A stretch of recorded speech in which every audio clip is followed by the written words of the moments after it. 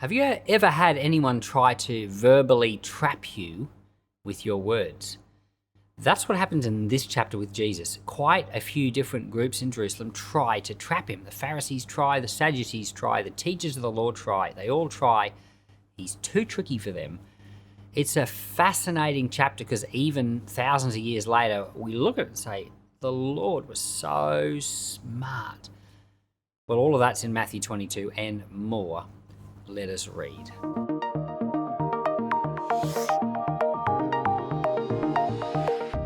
Jesus answered and spoke to them in parables, saying, "The kingdom of heaven is like a certain king who made a wedding feast for his son, and sent out his servants to call those who were invited to the wedding feast, but they would not come.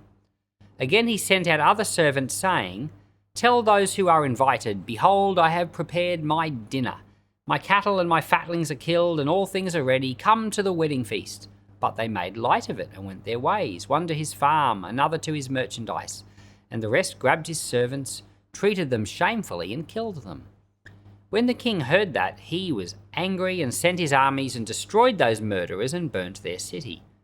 Then he said to his servants, 'The wedding is ready, but those who were invited weren't worthy. Go therefore to the intersections of the highways, and as many as you may find, invite to the wedding feast.' Those servants went out into the highways and gathered together as many as they found, both bad and good. The wedding was filled with guests. But when the king came in to see the guests, he saw a man who didn't have on wedding clothes.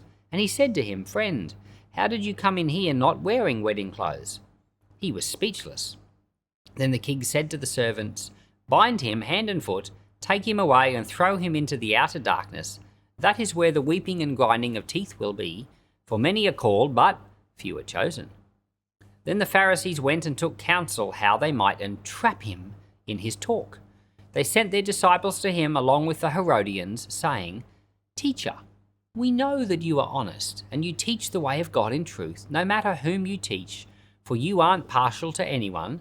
Tell us therefore, what do you think? Is it lawful to pay taxes to Caesar or not?' But Jesus perceived their wickedness and said, 'Why do you test me, you hypocrites? Show me the tax money.' They brought to him a denarius. He asked them, 'Whose is this image and inscription?' They said to him, 'Caesar's.' Then he said to them, 'Give therefore to Caesar the things that are Caesar's, and to God things that are God's.' When they heard it, they marveled and left him and went away. On that day, the Sadducees, those who say there is no resurrection, came to him. And they asked him, saying, 'Teacher, Moses said, if a man dies having no children, his brother shall marry his wife and raise up offspring for his brother.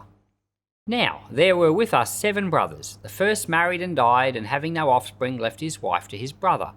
In the same way the second also, and the third to the 7th. After them all, the woman died. In the resurrection, therefore, whose wife will she be of the 7? For they all had her.' But Jesus answered them, 'You are mistaken, not knowing the Scriptures nor the power of God. For in the resurrection they neither marry nor are given in marriage, but they are like God's angels in heaven.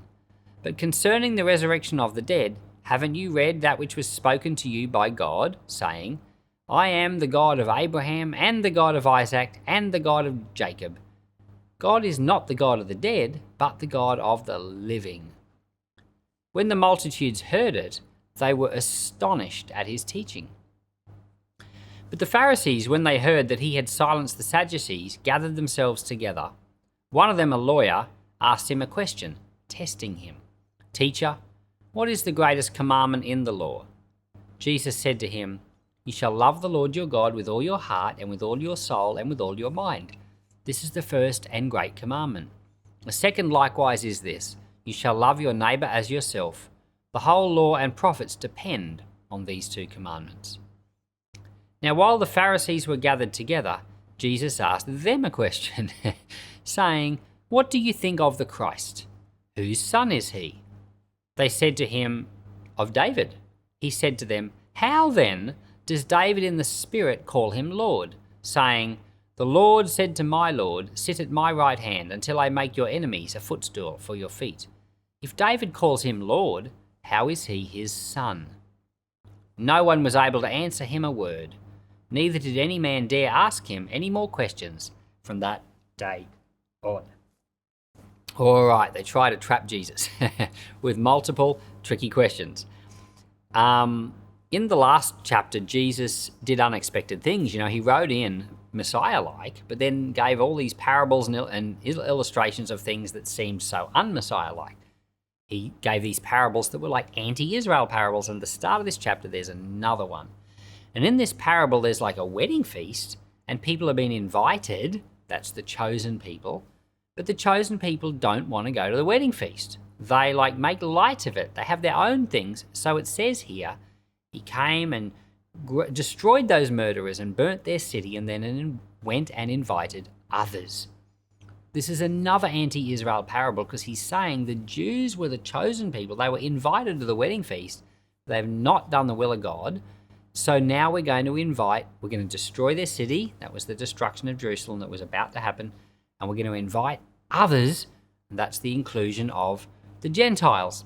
So the church gets a mention here, but the church, of course, is the Gentiles and the faithful Jews that were still, there were some Jews that were faithful, but there were many that weren't. Well, the faithful Jews and the Gentiles are put together.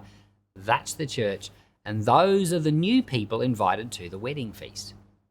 So this chapter starts off with, another anti-Israel parable. And, but of course, it's only anti that Israel. It's not anti the true Israel, which includes us, includes you and me. Now, that's when they decide to trap him. And we have these series of very interesting questions, which to me, even today, thousands of years later, I am still amazed. And the first one is they get the coin and they say, should we pay taxes to Caesar or not? If Jesus says, yes, pay taxes to Caesar, he's going to be in front of all the huge, big pilgrim crowd, look like he's a Roman supporter. But if he says no, then he's going to look like he's an anti-Roman, and the town of Jerusalem is full of Roman soldiers right at that point. Apparently, normally Jerusalem didn't have that many Roman soldiers in it as a regular thing. There were some, but at pilgrimage times, at festival times, the city filled with Roman soldiers. So it was Herod the Great who built this amazing harbour at Caesarea, which was quite close. So before that, the best harbours were not close. They were way up north near Tyre and Sidon, or in Egypt. But Herod the Great built this amazing harbour at Caesarea, dredged out the sand, and boats could come in. And so every time you had these great festivals like Passover, where the city would flood with 1 million people, soldiers would turn up. They would turn up from Caesarea. They would be brought in with boats. They would march to Jerusalem. And there was a place called the Antonia Fortress built into the city. It would fill up with Roman soldiers. They were there. If Jesus had said, don't pay taxes to Caesar, well, it was a trap. And Jesus knew it. It's like, it doesn't matter whether you say yes or no, you're in trouble. So he just says the most genius thing of all. Whose face is on the coin? Caesar's. Well, give to Caesar what's his and give to God what's his. In other words, there's nothing you can say. It's the most amazing answer. I'm still amazed he thought of it. See, God is a genius. And that particular, at the time that happened, the emperor was, the Caesar was Tiberius. You can go and buy a Tiberius coin. Now, I went online to look at how much a Tiberius coin would cost, a denarius with Tiberius on it, $2,000. I wasn't buying one of those, but I have a son called Titus. Titus is a Roman emperor. I managed to get my hands on a Titus denarius. Titus wasn't emperor for about 6 more emperors, and I managed to get that for was it $90? I managed to get my hands on that. For some reason, this particular coin, the one that's mentioned in this story, has become popular. It's like Christians all around the world want to buy it or something. You can't blame them. And so this story, it probably was Tiberius's face on the coin, although in theory could have been an earlier Caesar too, like Augustus. So they failed with that. The Sadducees try to trick Jesus with a resurrection question. the Sadducees did not believe in the resurrection, and they were trying to make up a kind of a goofy scenario that made it look like the resurrection was complete foolishness. They told that story about the woman that married 7 different men, all the different brothers. In Jewish law, if a brother married a woman and they didn't have children, if a man married a woman and they didn't have children, the brother would marry her for the purposes of the inheritance of the first man. It's in the law. And so it was a way of being mindful of the lineage of all these people, that their lineage didn't go out. But the Sadducees create this like fake scenario where a woman has married 7 brothers, and they're trying to illustrate how ridiculous it will be in heaven. One woman can't share 7 men, right? But Jesus gives the most amazing replies. And he says, first of all, there's no marriage in heaven. So stop thinking about that. But then he says, God is the God of Abraham, Isaac, and Jacob.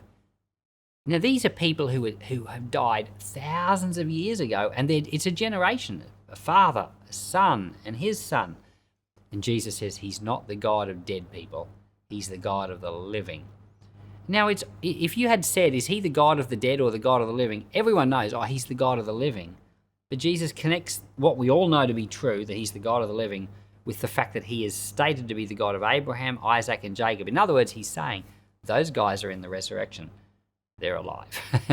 It's a mind-blowing answer. To me, it is anyway. And so the Sadducees get demonstrated to be wrong. And then finally, he asks them a trick question. He says, the Messiah is the son of David, right? Yes. Well, why does David call him Lord? How can he call his son his Lord? Well, they couldn't answer that. That was a trick question. That was a trick question that Jesus gave back to them, and they didn't have an answer for it. But the answer is really simple. He's the son of David because God became a human. But he's Lord because he's God.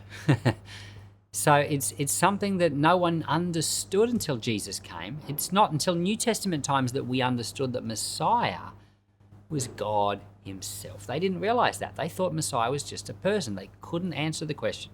So they tried to trick him. They couldn't do it. He tried to trick them. They couldn't answer him. Jesus was a genius, and God is a genius too. These chapters to me are just remarkable. If you follow the Lord and you love Jesus, you have a great God. And he's a God of the living, which means that one day you put your trust in him, you will live with him too. Lord, thank you for Matthew chapter 22. Thank you, you're the God of the living. Lord, thank you, you take a hold of us and you include us in your new Israel, in your true Israel, in the Israel you always intended. Thank you, we are your people. Lord, may the reality of Jesus grow within us. Amen.